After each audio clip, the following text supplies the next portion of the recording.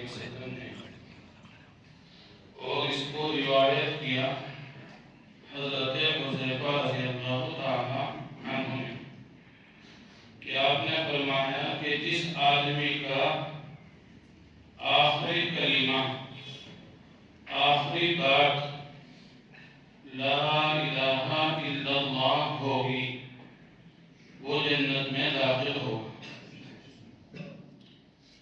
اس کی معمولی سی وضاحت یہ سمجھو کہ جس وقت آدمی کی موت آتی ہے، جس کا کسی کو بھی علم نہیں ہے، تو آخر میں کچھ نہ کچھ بات اس کی زبان سے نکلتی ہی ہے، چاہے دین کی نکلے یا دنیا کی نکلے، جس کی زبان سے یہ نکلے گا تو اس کا خاتمہ انشاءاللہ ایمان پر ہوگا۔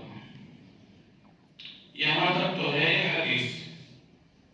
آگے اس کی وضاحت علماء نے یوں بیان فرمائی کہ جو آدمی تین چیزوں کا اہتمام کر لے، اللہ کی ذات پر بھروسہ رکھے کہ انشاءاللہ اس کا خاتمہ ایمان پر ہوگا۔ بتا بھائی ہم سب چاہتے ہیں اس بات کو، یہ تو بہت بڑی کامیابی ہے۔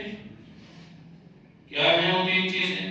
پہلی چیز، ہر نماز کے بعد 3 مرتبہ یہ آیت پڑھیں، ربنا لا تزغ قلوبنا بعد إذ هديتنا وهب لنا من لدنك رحمة إنك أنت الوهاب۔ یہ ایک چیز ہوگی۔ دوسری، روزانہ اپنے ایمان پر اللہ کا شکر ادا کرے۔ اے اللہ، آپ کا شکر ہے کہ آپ نے مجھے نعمت ایمان سے نوازا۔ روزانہ شکر ادا کریں۔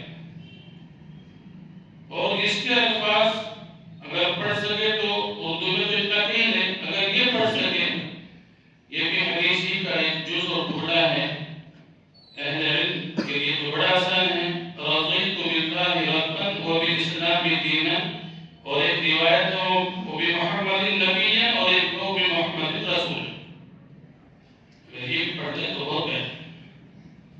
تیسری چیز، علماء کی صحبت اور علماء کی مجلس اختیار کریں۔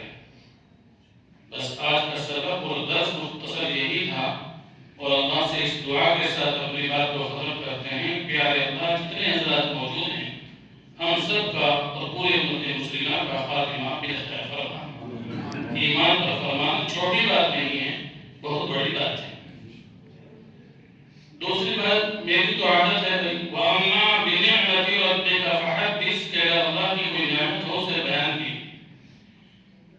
میں جب بھی یہاں آتا ہوں اور اوپر جاتا ہوں، میں مصلی پہ بیٹھ کے کہہ رہا ہوں، ممبر کی بڑی ذمہ داری کے ساتھ، کہ میرا تو روح خوش ہو جاتا ہے اللہ کے قرآن کی تعریف کو دیکھ کر۔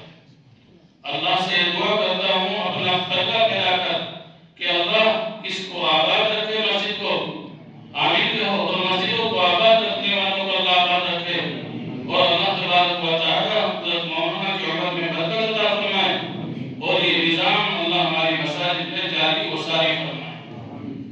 بس بھائی بات ختم ہوگی۔ میری حاضری تقریباً سال بھر میں ہوتی ہے۔ مدرسہ صفت الابرار نویلا رائن 10/58 ضلع مظفر نگر یوپی، دیوبند سے 20-25 کلومیٹر قریب۔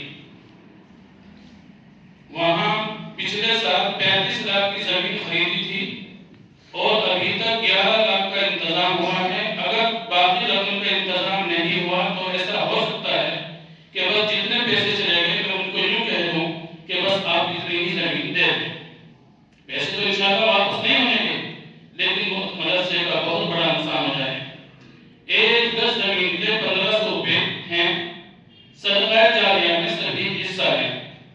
دوسرے، شروع سال سے ایک دکان ہے، وہاں سے مدرسے کا جو طلبہ پڑھتے ہیں ان کا جو سامان ہے پورا کا پورا قرض پر آ رہا ہے، ادھار پر آ رہا ہے۔ ہم نے ان سے یہ کہا تھا کہ انشاءاللہ رمضان تک ہم دے دیں گے ضرور، چھٹی سے پہلے۔ اب چھٹی پڑھنے کے قریب ہے، زکوٰۃ میں بہترین رقم اور بہترین معاہدے کی طرف دکھانے لگی، تو جو صدقہ جاریہ میں دینا چاہتے ہیں وہ زمین میں دیں 1500 روپے فی گز، اور جو اس سلسلے میں دینا چاہتے ہیں وہ زکوٰۃ کی رقم دیں۔ ابھی تقریباً ہفتہ ہوا ہوگا، 10 دن ہوئے ہوں گے، یہاں شخصیت مرکز کی حافظ عظیم الدین صاحب اور ان کے ساتھ میں اس محلے کے بھی ہیں اور بھی ہیں، تقریباً 5 لوگ ساتھ میں تھے، مدرسے میں تشریف لے رہے تھے۔ اس لیے بتا رہا ہوں کہ دینے والوں کی کمی نہیں ہے، اللہ کا شکر ہے، بہت لوگ ہیں دینے والے، چاہتے ہیں کہ صحیح جگہ پر جائے۔ حضرت نے کچھ کلمات بھی لکھ کر دیے، وہ بھی میرے پاس ہیں۔ حضرت امام صاحب بھی جانتے ہیں اور بھی درجن علماء مجھے جانتے ہیں، یہ میں سبھی حضرات سے درخواست ہے کہ خوب دعا بھی فرمائیں کہ اللہ علیہ سے انتظام فرمائیں، اور جس کا جتنا موقع ہو بولے، نقد دینا چاہے نقد، مدرسے کے اکاؤنٹ میں جس طرح بھی، اللہ ہم سب کو کہنے سننے سے زیادہ عمل کی توفیق عطا فرمائے۔ اللهم صل على محمد وعلى آل محمد كما صليت